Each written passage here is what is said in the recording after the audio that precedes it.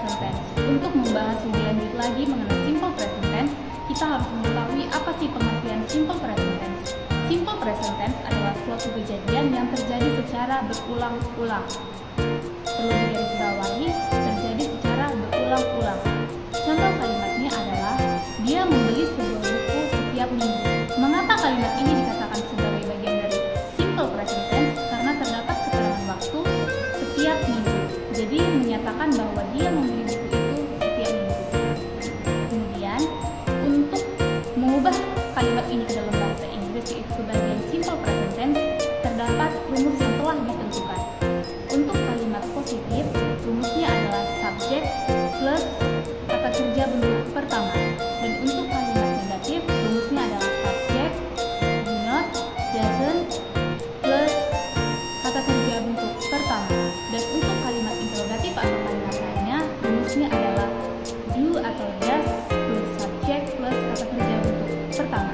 Seperti yang telah kita lihat bahwa kalimat positif, negatif, interrogatif menggunakan kata bantu do dan does. Pada saat kapan sih itu digunakan? Yaitu pada saat ketentuan subjeknya, yaitu ketika subjeknya I, we, you, they itu menggunakan kata bantu do atau do not. Sedangkan pada subjek she, it itu menggunakan kata bantu does atau doesn't. Dan perlu kita ingat, jika subjeknya adalah orang ketiga tunggal, maka pada kalimat positif kata kerjanya ditambah s, es, dan is. Namun terdapat ketentuan-ketentuannya untuk menggunakan kata kerja tambahan tersebut. Baik, secara umum rumusnya yaitu kata kerja ditambah s.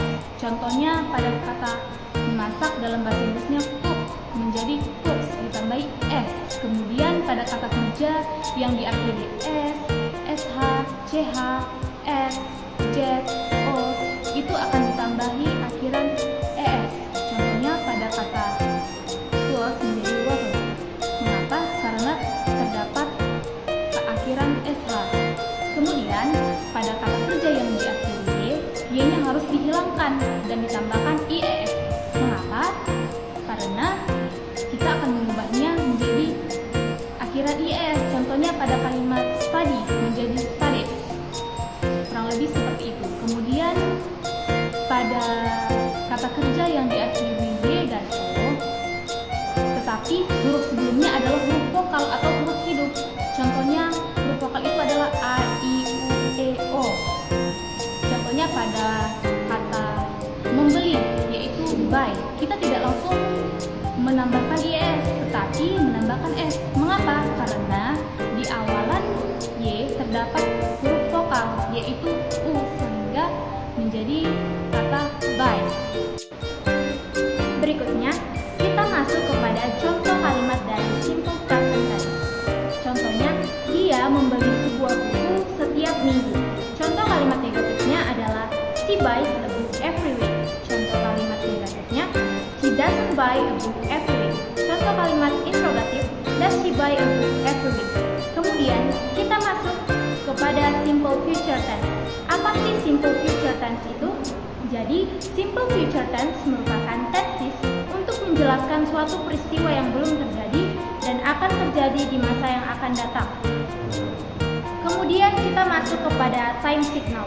Time signal adalah waktu ketika kalian mengucapkan simple future itu berhubungan dengan yang namanya later, tomorrow, next. Next itu bisa digunakan dengan kalimat next time, next year, dan lain sebagainya. Baiklah, di simple future tense ada 5 titik rumus, yaitu rumus verbal dan rumus nominal yang tidak menggunakan kata kerja. Rumus verbalnya adalah will plus verb 1, sedangkan rumus nominalnya adalah will plus be plus ana atau adjective, noun, dan adverb. Contoh kalimatnya adalah, contoh kalimat positifnya, I will come to your party tomorrow. Sedangkan kalimat nominalnya adalah she will be his gift next year. Sedangkan kalimat negatifnya adalah he will not study in the class until next week.